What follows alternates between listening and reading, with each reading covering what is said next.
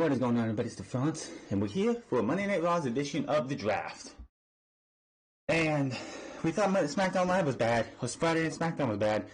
This show was no better. Yes, we had Buddy Murphy making his debut the day he gets drafted in an excellent match, but as a draft show itself, this show was awful. The two War Rooms were back. They were fucking awful. I can't remember what draft pick it was, but you have the Rob Stone impersonator circling around the room like they won the fucking lottery. You have a Chinese dude in the fucking front sitting there just pushing his arms back and forth, like really fucking excited. It was just so fucking bad. Jerry Lawler has to go on commentary. Jerry the King Lawler is by far the worst we have on Monday Night Raw. Dio Madden and Vic Joseph are fine on their own. Jerry Lawler coming in, and Ricochet's out there, and Ricochet, in his match, before his match, he had a promo. He cut a promo. In one of those, promos that they do backstage, and he sounded so fucking phony. That is like one of the things for today, is that there was so much phoniness on this show. From the War Rooms to Tyson Fury versus Braun Strowman, where I see zero tension between these two. At least when Floyd Mayweather and the Big Show had their, I think they had a contract signing. When they had their contract signing, there was actual tension there because Big Show had his nose broken by Floyd Mayweather. Cain Velasquez and Brock Lesnar has real tension because they have a history together. Tyson Fury, Braun Strowman, I feel no tension. I feel nothing. I don't see anything why I should believe that these two want to fight each other. Just so phony. I'm not using the F word, period. But they just made it feel so phony. It's like Ricochet again out there, and you have him speaking before it. He sounds phony as fuck in his promos. I'm just so overhearing Ricochet. This show was not good. We had to see more phoniness with Lana and Bobby Lashley. I still don't buy that for a fucking second. This whole show was just It just fell flat on its face once again. The draft is what the draft was. You had 40 picks this time instead of 30 like you did last time. There was a multitude of people who did not get drafted, and now we have a deadline. So tomorrow night, I guess at midnight, midnight on Wednesday, I should say. Tomorrow night at midnight they'll have the entire landscape of Raw and SmackDown will be where it is, where it was at before, after Monday and after the draft. Now again, status quo for majority of these draft picks.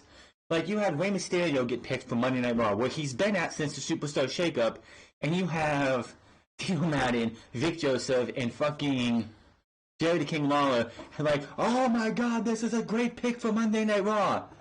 It's the dude has been on Raw since April. So why are you sitting here having a big old celebration as if the guy changed brands?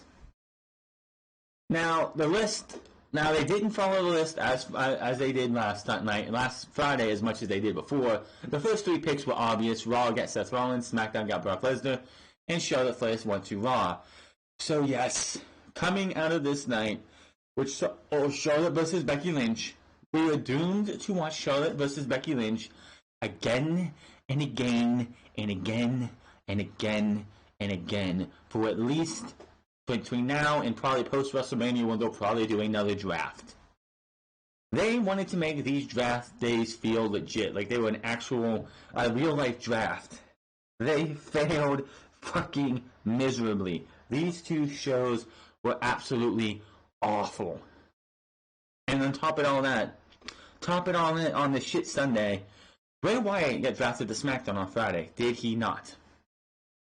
Bray Wyatt, The Fiend, is getting a rematch against Seth Rollins in Saudi Arabia in a Falls Count Anywhere match. So the Fiend is either going to be some kind of fuck finish again, or the Fiend is going to officially eat a pinfall at the end of the night. Way to go, WWE. And by the way, Seth Rollins is also being a part of Team Hogan during this Crown Jewel as well. So why the fuck is he wrestling twice in one night? My head hurts from this. By the way, Team Hogan got Ricochet on it. Team Flair got Bobby Lashley and Shinsuke Nakamura, which was just randomly thrown together. It was like Seth Rollins and Randy Orton didn't make these announcements themselves unless they did it on social media. They just got thrown on to Team Hogan and Flair. So, yeah, Team Flair gets one more pick, one more person, and Team Flair, Hogan gets two more. We should have started off with Becky Lynch and Charlotte. Becky Lynch coming out. They did have pyro this time for Monday Night Raw, so that's that. But Becky comes out. She takes American fans chant her name. She talks about expecting to kick Sasha Banks' ass all over Colorado tonight, but she can't make it because of the last beating Becky gave her. Banks is always trying to get away from me, but the woman she's facing tonight, she just can't seem to get rid of. But there's always a war when they face off in the ring. She came to Raw tonight ready for a war and ripped someone's arm off, and out comes Charlotte Flair. Lynch will be fighting, of course, to secure the first draft kit. Like, these two matches on Monday Night Raw and SmackDown last week made absolutely no sense. The winner of the match gets the first pick for Raw or SmackDown. Here's the problem. Raw gets 3 picks, SmackDown gets 2 picks. If it was 2 picks or 3 picks each, I can understand why you would do this, because then that show gets an advantage because they get the first pick. But no, it made no fucking sense to have this match or the one with Roman or Seth, because Raw has 3 hours. How are they going to do the draft if SmackDown would have won on Friday or SmackDown would have won tonight? Would you have had SmackDown, Raw, or Raw, SmackDown? I don't get how they would do it. So these 2 matches were absolutely meaningless. Charlotte says, maybe this nightmare will never end and she will be drafted to Raw. Unfortunately, that nightmare came true. So they can fight forever. Flair doesn't want this match either. She says she doesn't want the fans to think that she's selfish because she takes opportunity away from everybody else. Which, yes, she is selfish, but it's not her fault, because WWE favors her. WWE loves her. She's a Flair. She's blonde, big fake boobs, fake ass, fake everything all out of right now. Says she misses Becky and just wants to be her friend. And then she suckers her in, hits a forearm to her. She takes the trash and she says, "You're making it real hard to be your friend," and then they start brawling. Fans chant for Becky as they brawl around the ring. Referees hit the ring to break them up. They spill to the floor as officials try to separate them, and we go to commercial break. Did we really have to have this pull-apart brawl? Could we not have had a referee standing in the ring for this match? They have their talk. She hits her. The referee rings the bell. They has fight, and we go on from there. Back from break, and for whatever reason, Charlotte Flair's music is hit again. They had the music playing when we came back from commercial. So they had a match. It was a good match, I would say, because it is Charlotte Flair and Becky Lynch. These two always bring the best out of each other. Another commercial break. They come back. Fans chant for Becky, and Flair isn't happy. She goes up for the moonsault, but Lynch yanks her down. Bringing to Matt, Flair blocks to disarm her and sends Lynch face first into the turnbuckles. Flair follows up with a big boot, but Becky still kicks out at 2. Fans chant, "This is awesome." Flair drops her down on the knee and goes to the figure 4, but Becky kicks her off. Becky with a roll up for a 2 count. They tangle and Becky drops Flair by the neck. She goes to the corner and leaps up to go for the leg drop, but Flair kicks out at 2. Flair's rallying behind Becky. Becky signals for the end, but Flair avoids to disarm her. Flair comes right back with a big spear for a very, very close 2 count. Flair is really frustrated, laughing in disbelief. Becky comes from behind while Flair is sitting on the mat. Surprised and frustrated, rolls her up for the 1, 2, 3. After the match, Lynch goes to ringside to grab the title and takes a victory lap as her music hits. She earned the first draft pick, yada yada yada. Flair looks on from the ring and she's not happy. Lynch looks on from the ramp and talks trash back to the ring. Flair taunts back. So, that was your first match. It's a Charlotte Flair versus Becky Lynch match. It's always going to be a good match. I can't do it justice. Nobody could ever do their matches justice because they do them so well. Do I want to see Becky Lynch versus Charlotte Flair for the next year? Hell no. We've seen it already, all from SummerSlam last year all the way to WrestleMania this year. I don't want to see it. I'm sorry, all the way to Money in the Bank this year. I don't want to see them anymore. Give them, I want to see these two have a year-long break. The problem is, you have, I don't know, two brands, 4 horsewomen, Sasha Banks and Bayley on one brand, Becky Lynch and Charlotte Flair on the other brand. Nothing you can do about it. Unless you're going to put all the women on one brand, and you have the 4 horsewomen up on top, Asuka and Kairi Sane right below them, Nikki Cross and Alexa Bliss and right below them as well. There's nothing I can say about it. Hopefully, Charlotte Flair, Becky Lynch won't happen at Survivor Series or TLC. Maybe we'll get Alexa Bliss or Nikki Cross. Who knows? Still to come, Fury and Strowman contract signing, plus the Viking Raiders challenging Robert Roode and Dolph Ziggler for the Raw Tag Team titles. Rusev is backstage with Universal Champion Seth Rollins, calling him a top projected pick for tonight. She brings up her unresolved issues with The Fiend and how he was drafted to SmackDown on Friday, and the possibility of being sent to the Blue Brand. Ha ha ha, you're funny, Charlie. Rollins gets a cheap pop from the local crowd, which is overdone. It says Wyatt seems to go where he goes, which isn't good for any of us. Rollins thought he put an end to this at Hell in a Cell because of the places he went to, which he isn't proud of. So there is your explanation of him trying to justify what happened on Sunday. This thing should have happened last week, by the way. If they would have had this Charlie Caruso promo with him last week, that would have been a good idea. This should have happened last week. But they hit him because they knew that if they brought him out on Monday, because it would have still been a fresh wound in the WWE Universe, it would have been pretty much it would have hurt Seth Rollins more than bringing him out on Friday, which is a couple days later, so the fans have a chance to just be like, oh, you know what? The anger's not there anymore. We're going to move on. If they would have brought Seth out on Monday last week, it would have been a bad idea in the long run. He did what he had to do to survive and thought he ended it, but he's not sure if The Fiend is human or what it'll take to really end this. Rollins talks about how he escaped Wyatt on SmackDown. He says maybe he's been going about this all wrong because he's been trying to move on, but The Fiend is just picking spots. Rollins says that stops tonight because he's going hunting for The Fiend. Wyatt promises to find Wyatt before the night is over, and he will end this. He will burn this down, and he walks off to go to commercial break.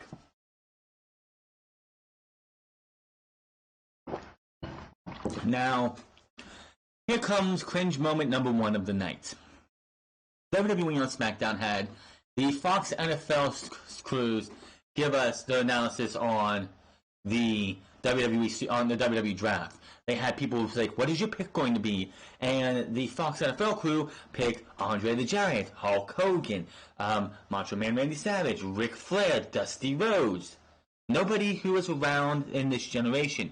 That's not a good thing for you superstars. So we come to Jim Cramer, hypes the WWE draft picks. He goes, we get a look at the Fox's War Room, which executives in Cletus the Robot. So yes, I didn't know that, but I guess the Cletus robot for Fox is named Cletus. Did I need to know that? No, I did not, and neither did you. But Jim Cramer is that stock guy who's been in a couple movies. What was it? He was in Iron Man when Tony Stark decided to stop doing his weapon, making weapons for a mass destruction, pretty much. And he was just like, sell, and all this shit. He does stocks and whatever, and I don't give a shit. But just more cringe. We don't need to see these people who aren't experts in WWE talking about this shit. We don't need this. We go to the arena and Stephanie McMahon comes out for the first round of the draft for night 2. As predicted on the list, the first 3 picks of the list were as they should have been. Brock Lesnar to SmackDown, Seth Rollins to Raw, Charlotte Flair is going to Monday Night Raw, all 3 members of the New Day stay on SmackDown, and Andrade and Zelina Vega are going to Raw, which was spoiling a pick for later, which means Aleister Black was coming to Raw. Now, the New Day makes no sense staying on SmackDown. One, Kofi Kingston will never sniff the WWE Championship again. Two, Fox wants a real sports feel on SmackDown. The New Day are the furthest thing from a real serious sports feel. Why would they want the biggest? Why would Fox or WWE put the class clowns on SmackDown? And yes, the New Day are the class clowns of WWE. Speaking of Andrade versus Ali. We go to the ring, and Zelina Vega and Andrade come out. Vega says they weren't drafted in the same round as Brock Lesnar or Seth Rollins. They were drafted they were drafted in the round with Andrade. Vega says things are about to change. He wants the Raw roster that they will have all now have the privilege of suffering a loss to Andrade. Ali is out for his match as the match is underway because Ali gets a jobber entrance. Way to show respect to the young guns out there, having Ali come out to a jobber entrance, even though he's one of the best guys on your current roster. Good. This was the wrestling was good in this show, but the good wrestling. It was good wrestling in the show, but it didn't really mean anything because Ali, if I'm correct, is going to SmackDown. So what did this match even prove? Now, during this break, Vic had breaking news as Wyatt is going to have a new Firefly Funhouse in response to Seth Rollins saying he will hunt him down tonight. During the match, actually. Now, remember the days when Andrade would go out there and give you 4.5 to 5-star classics in NXT? And he didn't need to use, Zelina Vega wasn't used all the time, maybe once in a blue moon. Remember those days when Andrade could actually win a match on his own? Zelina Vega was just there, pretty much as his business partner, helping him get the matches helping him advance his career by getting him big matches and getting him big paydays in NXT. Well, this is Andrade, the Andrade CNL. Well, back when Andrade actually was able to win on his own, he had Cianomas at the end of his name. Now, he can't win a match without Vega getting involved, as she hit in Hurricane Rana on Ali down to from the apron to the floor.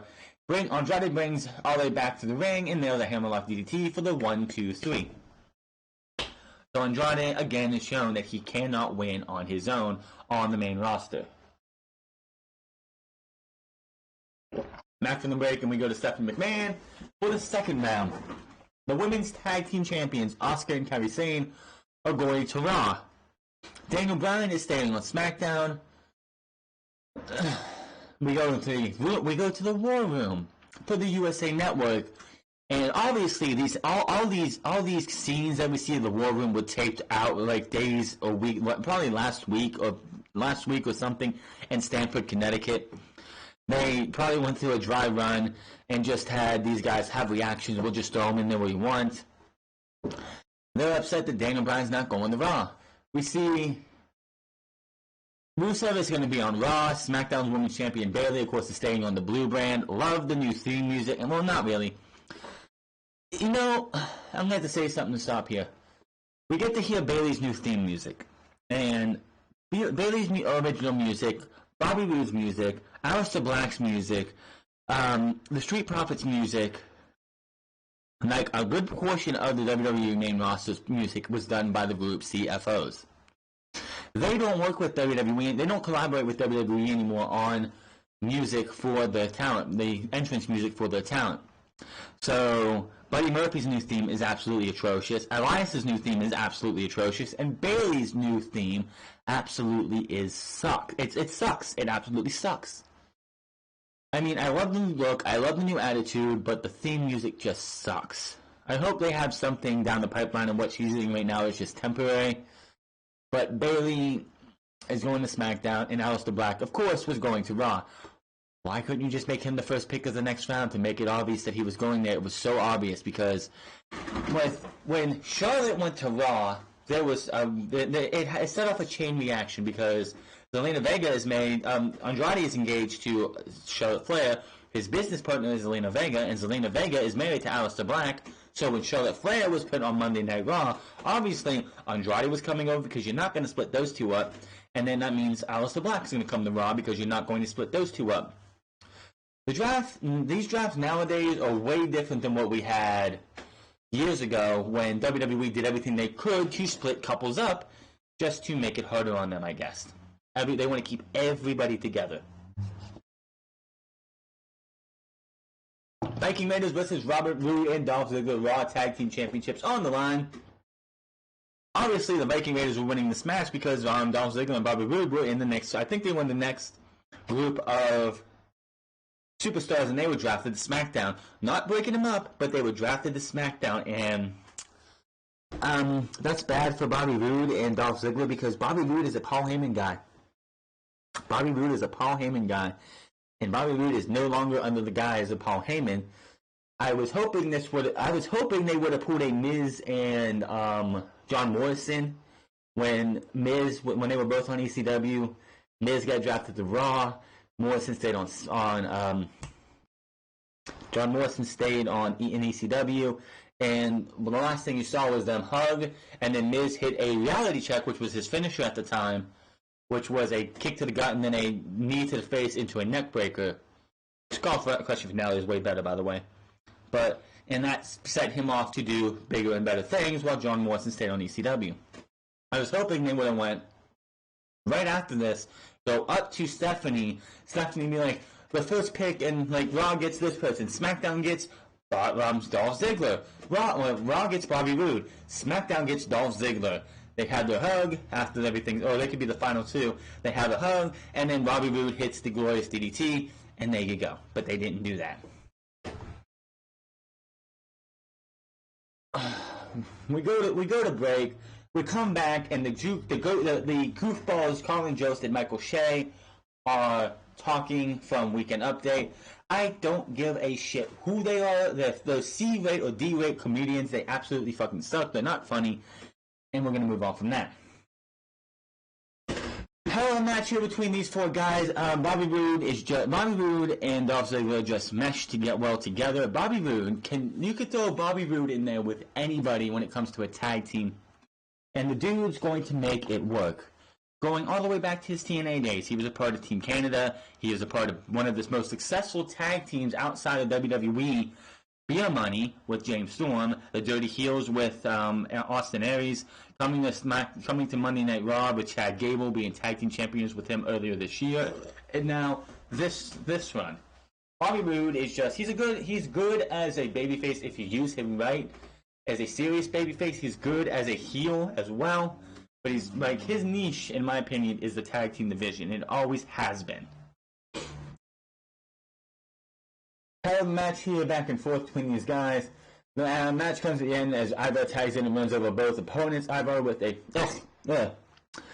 springboard back elbow to drop Roode. Ziggler wants to pump. They get the Thor's hammer on Ziggler for the 1-2-3, and the Viking Raiders are your tag team champions.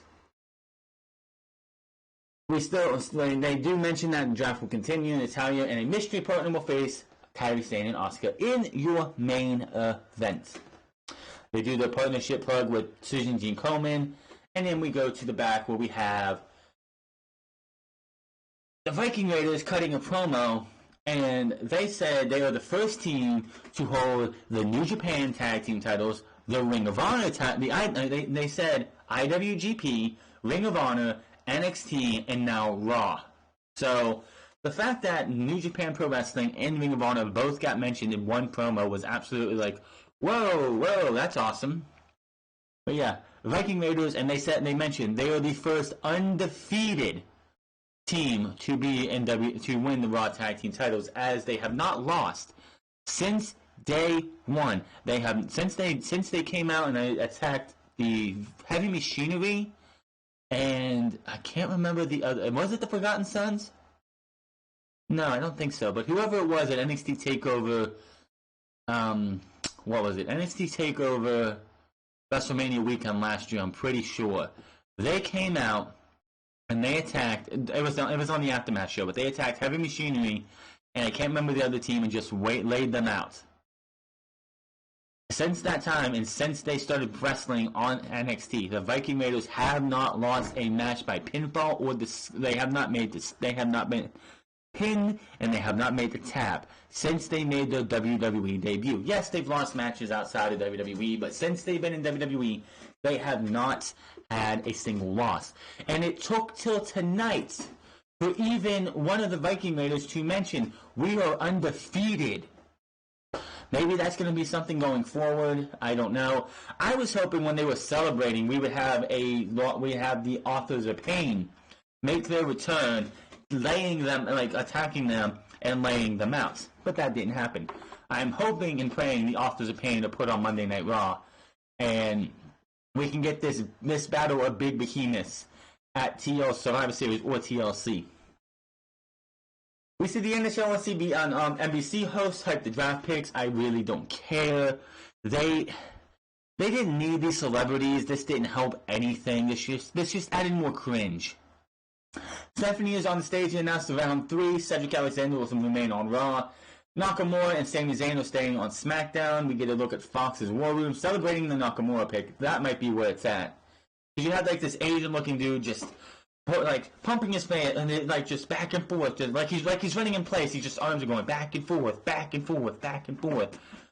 What the fuck is this guy? Why are these people fake celebrating so much over Shinsuke Nakamura, who hasn't done shit since AJ Styles since he was feuding with AJ Styles? Humberto Carrillo is coming to Monday Night Raw. Ali is staying on SmackDown, and Eric Rowan is going to Raw. So anything between Eric Rowan and Daniel Bryan is done. Eric Rowan and Roman Reigns is done. What happened to Luke Harper? He was not mentioned at all tonight, so apparently his time on TV is over with. He's back to sitting at home to get paid to not work. We go to the ring. It's Aleister Black makes his way to the ring with Eric Young, who was in the supplemental portion of this. He signed with Monday Night Raw, in quotation marks, signed with Monday Night Raw. Pretty much it was Eric Young getting destroyed, ends up getting attacked, getting beat down. He had a little bit of offense, but Aleister Black puts on his new submission, which he calls the Dark Ritual. Love it. After the match, Black stands tall as we go to replays. He stares at the cameras. We go to commercials, back from break, and Stephanie McMahon is here for more draft picks as Buddy Murphy is coming to Monday Night Raw. Obviously a Paul Heyman guy. Dolph Ziggler and Robert Roode are going to SmackDown. Jinder Mahal is going to Raw. Carmella is staying on SmackDown, but R-Truth is going to Raw. And the War Room reacting to Truth selections. Who cares? It's R-Truth. So, R-Truth and Carmella's partnership is done and over with. We're not going to see him and her running around with this awful championship. I'm hoping they will end the 24/7 championship now. That this wild card rule is no longer a thing, and we're back to separate brands. Even though the women's tag team titles are able to be defended on both shows, however, if Asuka and Kairi Sane are to lose those titles, they will only be allowed to be shown on Monday Night Raw. Street Profits are backstage hyping up when they are interrupted by the OCs.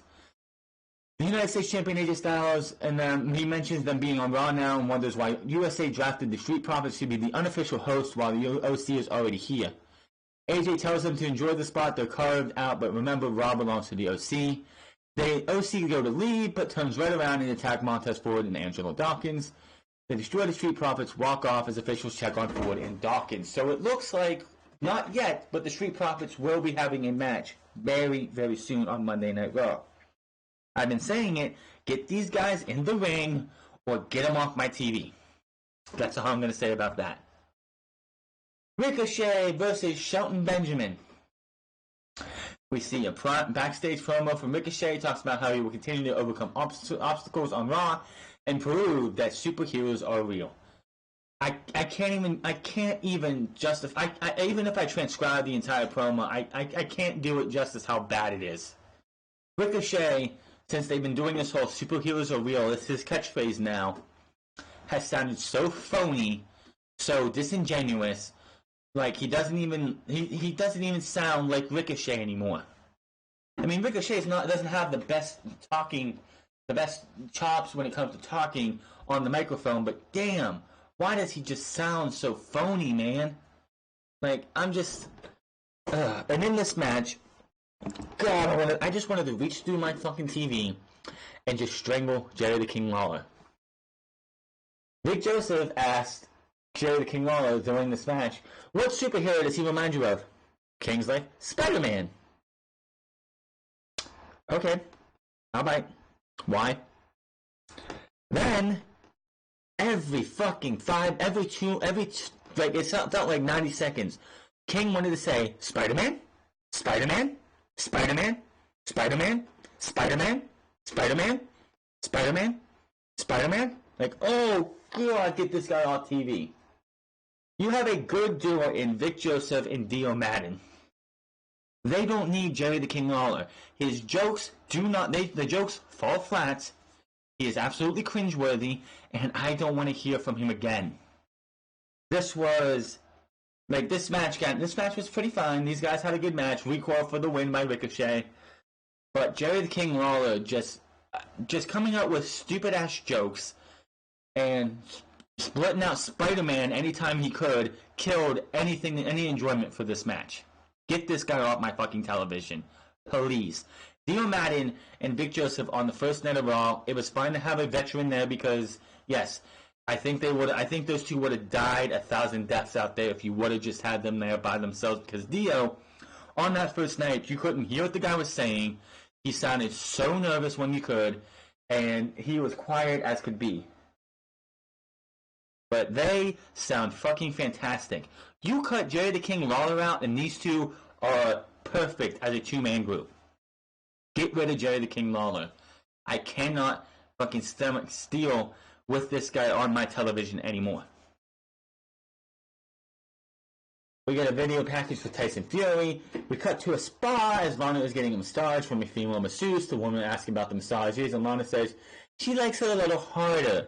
Hardy har har. Get this off my television. Get this off my television. I don't need no sexual innuendos. I don't need no fucking prelude to having sex. I don't need any of this on fucking television. This is professional fucking wrestling. And you're putting shit like this on my television. If this is a Paul Heyman thing, if this is a Vince McMahon, whoever came up with this shit, get them the fuck out of the building. Fire their ass. If it's Vince McMahon, he has to go. If it's Paul Heyman, fire his ass. Because this shit does not belong on my fucking television. Get this shit off of TV. You want to go start you want to do something for Pornhub? Go talk to them. Keep this shit off of my fucking television. This is just disgusting. I don't want to see it. If I had kids watching this with me, I'm turning the TV as soon as I see this at all. Oh, I like it a little harder. Really? Back from the spa, and she's face down. The female masseuse says she's going to go deeper with the massage. If Lana wants, she says yes, and she likes it deep. The masseuse leaves, and in comes Bobby Lashley with nothing but a towel on. He massages. I'm pretty sure he has something underneath, because if the towel happens to slip, you don't want to see Bobby Lashley's junk everywhere.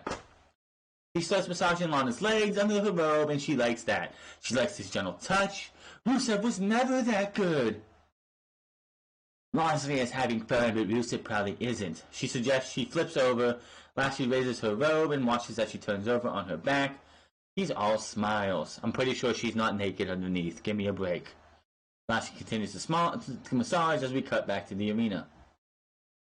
I just can't. This is just garbage. This is worse. If this is a Paul Heyman thing, he is worse than Vince. This is not my TV. Like, how can people at USA Network look at this and be like, yeah, we want that on our fucking TV. You couldn't put it on Fox because they would have shut this shit down like that. This has to go. I can't even get the words of what I wanted to say of how bad this is. This just makes my head hurt. This makes me angry. I don't want to see Bobby Lashley and Lana getting it on, or like teasing getting it on. There is multiple sites out there. If a guy or a girl or whatever wants to watch that type of shit, don't put it on my fucking Mondays. This was just cringe-inducing, and I just wanted to turn my head and being shameful. I could be watching this, and if somebody knocked on my door and was like, "Hey, you home?" I'm flipping the channel immediately because that's an embarrassment. Professional fucking wrestling is in this show, and you want to give me that shit. This isn't 1999. This isn't even 2005 when we had Live Sex Celebration. This is 2019, and you're putting that shit on my TV. Give me a fucking break. This is fucking garbage, and you fucking know it. Oh, Paul Heyman wants to, his friends have had extramarital problems in their lives. I don't give a shit. When you start booking these shows and poking fun at your life, that's gonna be suffering for us. I don't give a shit what's happened in Paul Heyman's fucking life. Outside of what has happened in between those ropes, or in between the entrance and the ring, I don't give a shit. As soon as he leaves that fucking arena, goes to the back, I don't care what happens. If you have friends with that type of shit in their life, leave it at home. I don't want to see this anymore. This shit is an embarrassment. Speaking of an embarrassment, Jerry Lawler's out with the contract signing. Set up a normal WWE contract signing between Tyson Fury and Braun Strowman. Lawler hypes the match and says he's ready to make this match official, which I thought they did on Friday at that press conference. If you're going to have a press conference for this match, why are you waiting till Monday to have a contract signing? This is ridiculous. I think the reason they don't want to do one for Brock Lesnar and Cain Velasquez is because that would get bloody very, very fast. I don't expect Cain Velasquez or Brock Lesnar to pull their punches at Crown Jewel, by the way. He introduces Braun. He enters the ring and shakes hands with Lawler.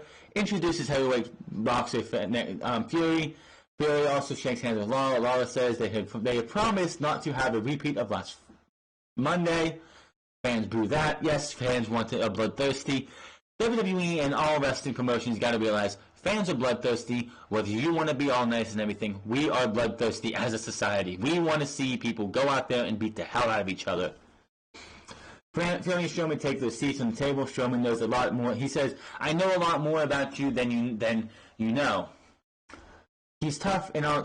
He's tough and all that. He's undefeated. Yes, Braun Strowman. I could go on Google and type out information for Tyson Fury. So fucking what? But he also has a big ego. So does anybody who is fucking successful in this world.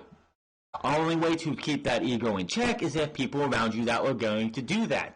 That's what makes AEW so much better. Is because, yes, Matt, Nick, Kenny, Hangman, Pac, Jericho, all the fucking big names in that fucking promotion are going to have egos, but you have people around you to keep them in check. Vince McMahon has this humongous ego that nobody keeps in check, and that's why WWE is failing fast. Strowman says Fury came to the Fox premiere to take his spotlight, but he will be named if Fury uses him as a stepping stone in his career. Really? He came to take your spotlight even though he was sitting there at the show minding his own goddamn business when you walked up to him and you wanted to have a dick measuring contest with him, and then you threw Dolph Ziggler into him. How does he try to steal your spotlight when he was sitting there minding his own fucking business until you threw Dolph Ziggler at him? He says Fury is stepping into his world at Crown Jewel, and he will slam Fury, then hand him his first loss ever, which, he's undefeated at boxing. Wrestling, he doesn't have a wrestling record unless I am mistaken, so him losing to you at Crown Jewel, which isn't going to happen, wouldn't really damage him as a boxer, and it would probably damage his credibility, but it wouldn't kill his box. He wouldn't have one loss as a boxer. Strowman says the funny thing about this is that there's not a damn thing Fury can do about it. Fury is going to get these hands. He signs the contract.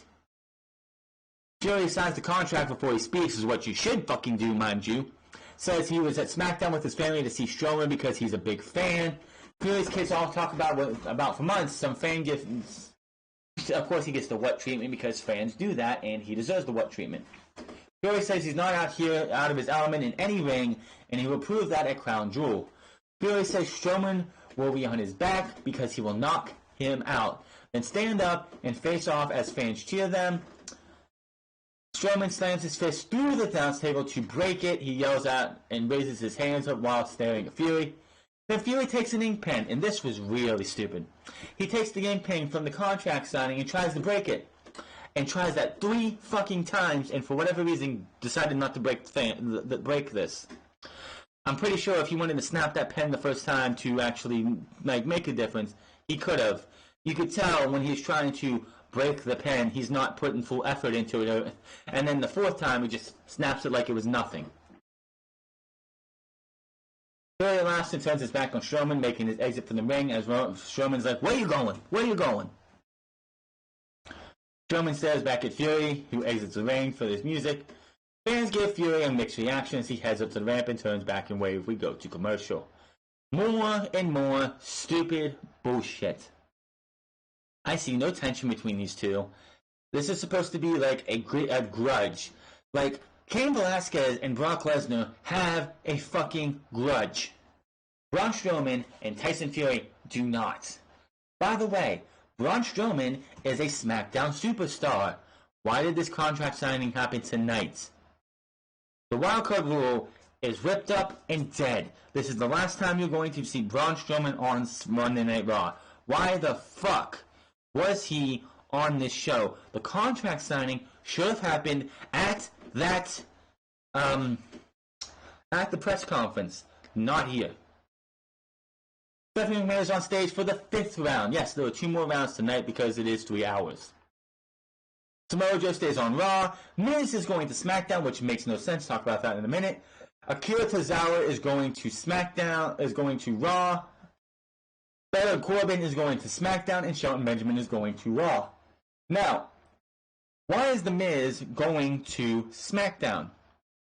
Why do you ask this? Well, The Miz, unless Miz and Mrs. is canceled, unless they're not doing another season of Miz and Mrs., The Miz is the star of Miz and Mrs. with his wife.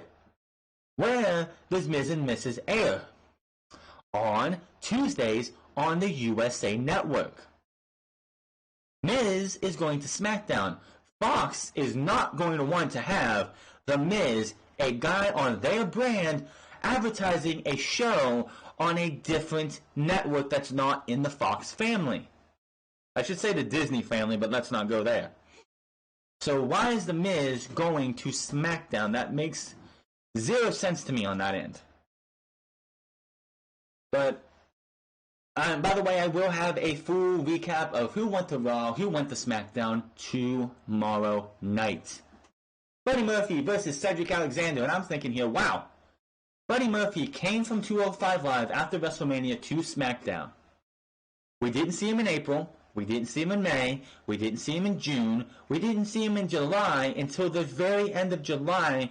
Or even, well, we saw him in August when the whole Who Attacked Roman storyline started, but that was in a backstage segment in which Roman was walking away and you see Buddy Murphy turning away to leave. And then he went on to have a fucking great match against Roman Reigns, a fucking great match against Daniel Bryan, and an awesome match against Ali. And then he disappeared after the King of the Ring. Comes out here tonight, first night he gets drafted, and he makes his Monday Night Raw debut.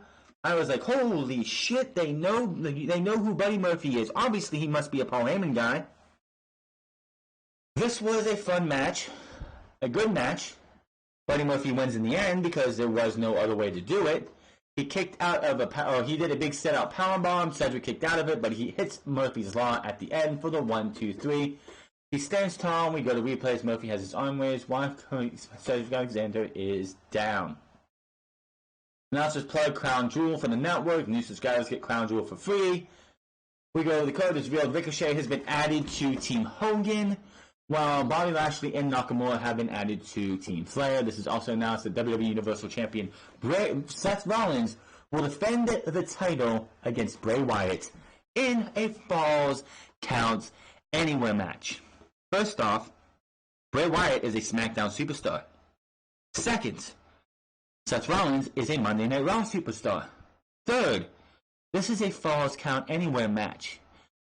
WWE Vince McMahon wants to book The Fiend as a horror villain like a Michael Myers or a Jason, that you beat them down so much but they get back up as if they are, like, you think they're done and they're over with, but they keep getting back up. How are you going to fuck this up? There's only three ways. Option one, we're not going to have a new Universal Champion. Bray Wyatt's not winning the championship, so are we going to have a repeat of what happened at Hell in a Cell? Only this time it's going to be... I don't know how they're going to do this. It's a Falls Count Anywhere match in Saudi Arabia. I don't see them going anywhere outside of the arena. Outside of the ring area. They're not going to go in the back. They're not going to go out in Saudi Arabia. They're going to be in that arena. It's going to be in that area. This match, I don't know what they're going to do, but I don't see The Fiend.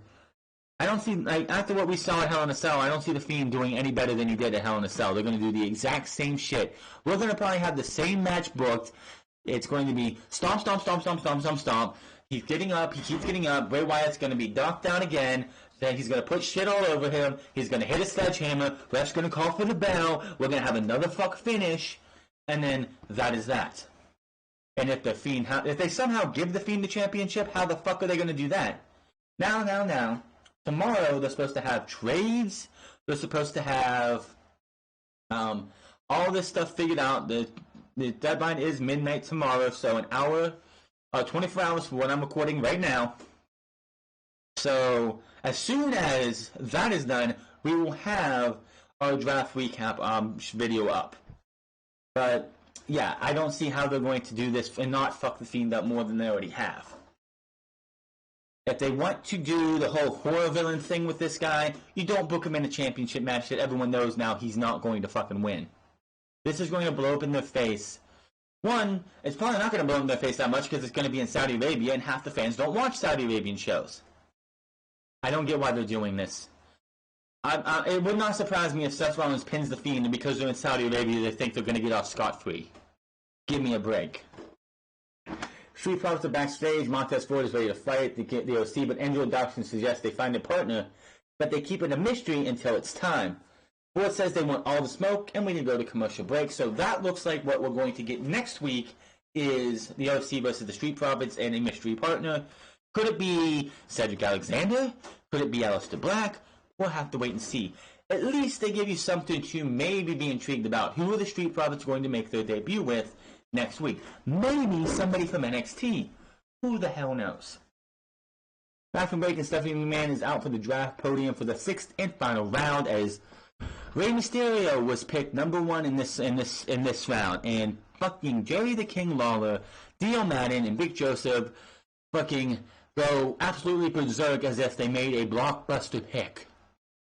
Rey Mysterio has been on Monday Night Raw for the last 5 months.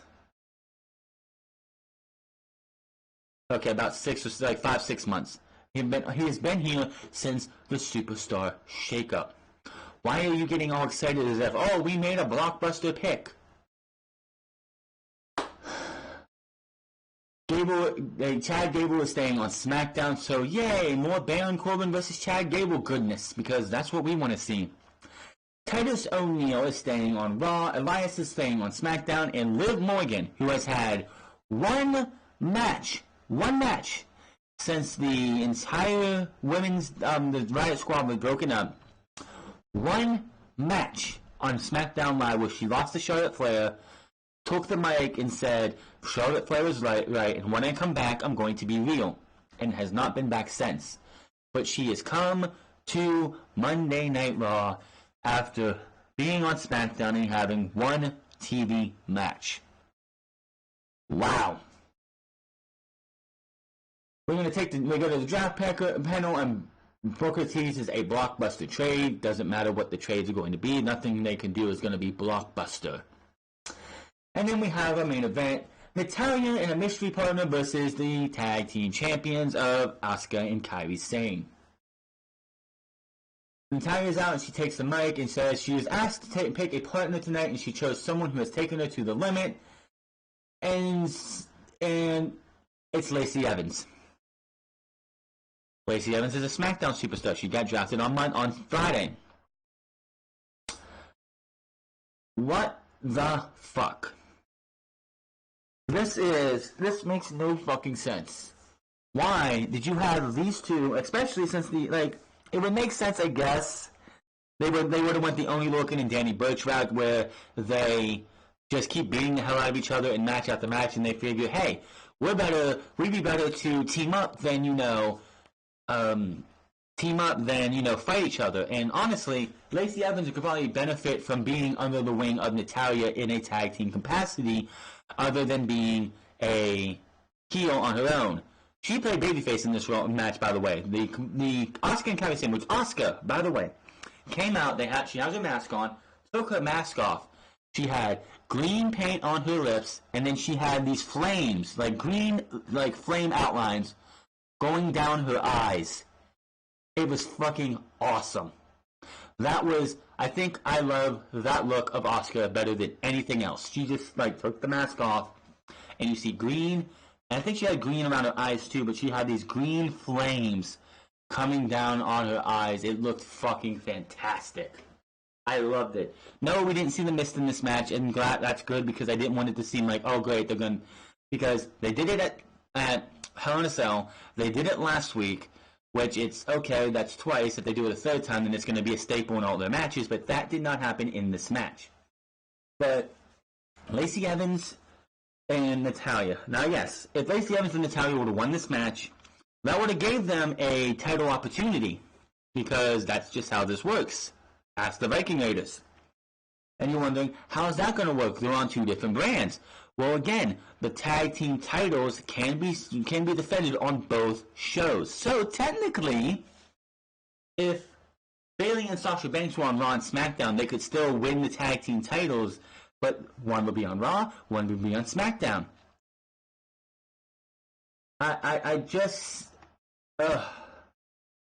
The match was, I'm sorry, I just can't with Natalya. She is such a bore to watch wrestle. Just, the crowd was dead for this match. The crowd didn't give a shit about this match. We were teased about a Firefly Funhouse, which was the ending segment of the show. This match just, when Lacey Evans, I'm going to be honest, when Lacey Evans tagged in and she actually had the hot tag, she actually looked pretty good. I will say that. She looked good as the person getting the hot tag.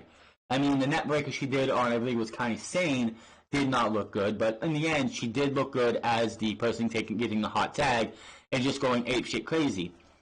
The fact that they had Lacey Evans play a babyface just was kind of fucking weird, but Lacey Evans ended up hitting a woman's right on Kairi Sane as Kairi Sane went for the insane elbow, but she moved out of the way. But Asuka, as Kairi Sane was going up, got a tag that Lacey Evans didn't see.